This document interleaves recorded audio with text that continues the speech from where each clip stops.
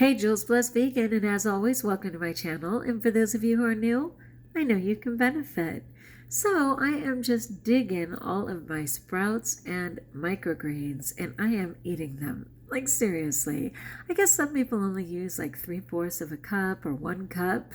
That's a no. I'm using like 3 or 4 cups. Like half of all my greens, are just sprouts or microgreens. I'm using them on everything, in my snack, in my salads, certainly in any soup, and of course, even in smoothies like the frozen broccoli microgreens. And people say that freezing them can enhance their value by like 3.5 times, which is amazing. And I just wanted to learn a little bit more about broccoli microgreens versus heads of broccoli themselves, like those trees that kids consume.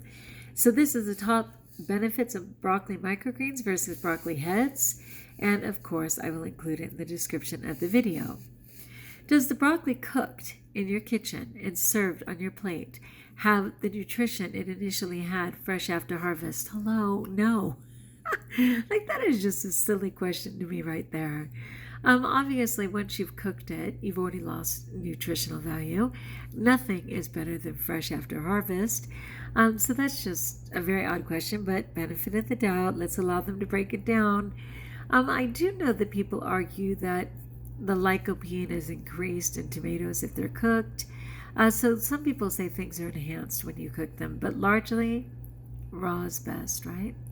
Okay, through the long chain of markets that food products travel to us, winding their way via suppliers, freight, and cold storage, they tend to lose quite a significant portion of their nutritional value. And of course that makes sense because it takes days for food to generally travel unless, by grace, you're buying it from your local farmer's market, which I love. So besides the manner in which food is prepared also plays a decisive role in its ultimate nutritional value at the time of consumption. So I'm glad they at least agree with that. So take, for instance, broccoli. There's hardly anything broccoli hasn't got. Broccoli is full of nutrients when picked fresh from the garden or when grown as broccoli microgreens or sprouts, right? Which is exactly what we're talking about here. I appreciate that. Hold on one second, because broccoli microgreens is a hyperlink. Oh, because they are selling them. All right, so let's go back. Or sprouts. And that salad looks amazing. Fresh broccoli heads should be at the top of your grocery list if you are looking for a nutritious diet. Eating broccoli is associated with a lower risk of cancer, particularly lung, thank you very much, and colon cancer. So important. Sulforaphane, a compound present in broccoli, gives it a bitter taste and helps to fight cancer. It promotes a healthy complexion and hair, increased energy, and overall lower weight. Just 1 cup of chopped broccoli provides 92 micrograms of vitamin K, which is well over 100% of your daily need in 1 cup. People, get it down. An adequate amount of vitamin K improves bone health. So important. By improving calcium absorption and reducing urinary excretion of calcium, so it's not wasted in your urine. I love that. Moreover, an adequate amount of broccoli consisting natural fiber prevents constipation, maintain a healthy digestive tract, and promotes regularity, which is crucial for the daily excretion of toxins through the bile and stool. So important. Curiously, broccoli is one of the least favorite vegetables of most of us, thanks to its bitter taste and the smell, right? Like, people can't stand that. What if you are storing and preparing it wrong? Ooh, so interesting. To get the best tasting broccoli, store it unwashed in loose or perforated plastic bags in the crisper drawer of the refrigerator. This is if you don't have things like Debbie Meyer green boxes or whatever, right? Just civilians. So the baggie that you get at the store, presuming you use one, you just leave it in there loosely. You might want to perforate it, which is like cut a little hole here or there. Okay, but avoid soaking it in water for an extended period of time, as the nutrients can leach out into the water. Simply rinse prior to preparation. I so get that. So now onto the broccoli microgreens. The lack of time and accessibility to modern machines have increased the use of microwaving broccoli that allows the steaming from the inside out and helps in retaining the nutrients. Unless you think of using a microwave as creating frankenfood. That is a topic for another day. But sadly, when they even test water, the value of water is depleted in a microwave. If you can avoid it, there's so much better ways to steam. Steam on the stove, man, right? But these plenty of health benefits are influencing the people around the world to use them in salads, soups, and more. Microgreens, listen to the definition right here. Microgreens, the baby version of food, must be under 14 days of growth. Like that by definition is a microgreen. 14 days of growth or less, because otherwise it's becoming adult, right? So with under 14 days of growth offers an immense of benefits that keep you healthier. Since they are not fully grown, they are milder and impart ounces of flavor to give a final touch to any delicacy. With 4 to 6 times, forget my little 3.5, with 4 to 6 times more concentration of nutrients than the bigger adult-sized plant. They offer more of the nutrients like beta-carotene, vitamin B, vitamin C, and even amino acids. Preferred by health experts, nutritionists, and the health-conscious microgreens are a reservoir of nutrients. These are widely acclaimed for their health benefits because each microgreen is a rich source of antioxidants and proteins that help to protect vision, fight against cancer, diabetes, revitalize tissue, calm inflammation, activate enzymes, and detoxify the body. I like that idea of revitalizing tissue a lot because obviously I was so heavy for so many years, and now that I'm letting the weight go, I have loose skin. It's not terrible, and I'm trying to stay ahead of it by continuing to exercise and do everything while the weight's coming off. And let's be fair, I still have 70 pounds to go. But I love the idea that the tissue could be renewed throughout that time period. I'll welcome that. To reap the benefits of microgreens, you have to eat them immediately after harvest, as superfoods begin to lose their nutritional value rapidly after harvest. The longer the time gap between harvesting and the delivery of vegetables, the lesser will be the nutrients retained in the vegetable. Well, you know what? That's why I'm so happy to be eating 3 or 4 cups. They will not have time to deplete in nutrients. But again, what this article does not address is why it is so important to freeze them and how freezing benefits them. But I've been learning about that anyway.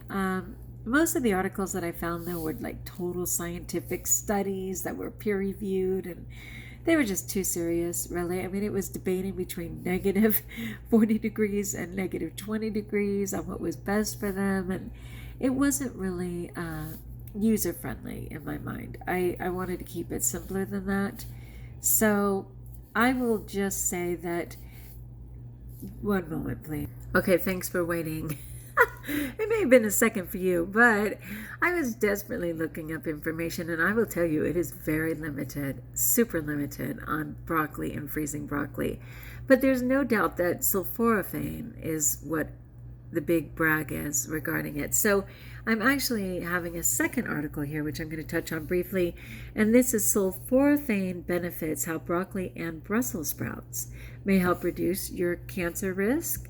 If you're into that, you should be, because the big C is the big nightmare of the day. So it said you may not have heard of sulforaphane, but you'll definitely want its benefits. This tiny sulfur-based nutrient is one of the reasons why dark green vegetables like broccoli, Brussels sprouts, and even cauliflower are so good for you. Sulforaphane is a powerful phytochemical, and research is starting to show it may help protect your body against cancer. It is found in all cruciferous vegetables, including kale, bok choy, cabbage, and more. So the benefits of sulforaphane: it neutralizes toxins. Phytochemicals like sulforaphane are antioxidants that cancel out free radicals. Free radicals are tiny particles that weaken and damage healthy cells. They form in your body because of pollution. Can't get away from that. UV rays, hello, hole in the ozone layer. Food additives, what's up, y'all? Preservatives, and even through natural processes like digestion. And I think they say processes. It reduces inflammation because sulforaphane neutralizes toxins. It also calms inflammation. Everyone welcomes that in your body. Inflammation has been linked to several kinds of cancer, which scares me to death for my husband. I mean, praise God, I just hope that won't be his truth, but he has so much inflammation in his body, and he still drinks Coke. He still eats sugar and like so many things, and I'm like, I just want to love him every minute he's on the planet, but I can't stand it. It's hard when you start to have solutions, but people aren't there. And I certainly wasn't just a couple years ago. And, even if somebody recommended it, I couldn't have acted on it. So prayers all around. But anyway, it may protect your DNA. Some studies have shown that sulforaphane blocks mutations in DNA that lead to cancer, so actually stops them from mutating. It may slow tumor growth. I love that. Sulforaphane has been shown to reduce the ability of cancerous cells to multiply. That means it may slow tumor growth or reduce its ability to spread to other parts of the body. Brilliant. It is readily available. You don't have to do anything complicated to access the sulforaphane in cruciferous vegetables. All you have to do is steam the veggies or eat them raw. Roasting them also retains most of the nutrients, but raw and steamed are best, yea God. So eat sulforaphane in plant form. The best way to access this nutrient is to eat it in its plant form, along with a variety of other vegetables, fruits, and whole grains. I'm all in. That's because there are many other nutrients in plant foods, and it's likely they all work together to provide the most benefit. We aren't sure if one phytochemical that's working against cancer or if it's a combination of all of them, says the MD Anderson research dietitian Irma Levy. Many different phytochemicals have been shown to have anti-cancer properties, and no one fruit or vegetable will provide everything your body needs. This means supplements are out because they isolate nutrients and remove many of the benefits of plants. I appreciate that. Going to the whole food source is always best, right? Not to suggest you shouldn't take supplements if you cannot get enough. I don't know where you live. I don't know what time of year it is for you. Some people are coming out of winter, going into spring. We're very much in the heart of summer, going into fall. There's so many things to consider. Please don't do that. But please always know that the whole food plant source is best. So also out are broccoli only diets. To ensure you get all the benefits, always focus on eating a variety of different colored plant foods. I appreciate that. More about phytochemicals. Sulforaphane is associated with leafy vegetables that are usually green but can be purple. But plants of other colors have different phytochemicals and antioxidants. And the way you cook them can increase the amount of healthy nutrients available to you. For example, cooked tomatoes have more lycopene, like I said. And lycopene also helps to reduce your cancer risk. Here are more vital nutrients and tips on how to eat them. Whatever you do, use healthy cooking techniques and avoid methods that destroy the benefits of plants. That includes deep frying, adding a lot of sugar, coating the vegetable in cream or cheese sauces. You think, oh my gosh, I used to, we would order, what is it called when you get right before your meal? Appetizers. And they'd be like fried zucchini, but hey, we're getting in our zucchini, right? Or what is that, tempura, where they put batter on all the vegetables, but at least it's vegetables. Okay, you've come a long way, baby. Yeah, I have.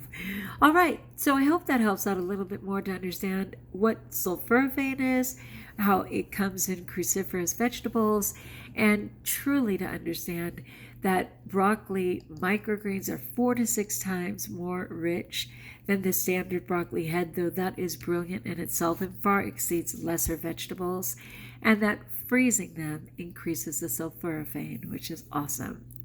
All right, my friends, like if you like, join us if you haven't, subscribe. Let me know in the comments below how I may support you, even if it's in prayer, whatever you need. If I don't know the answer, I will find it for you. And until we talk again, best of all, know that you're blessed.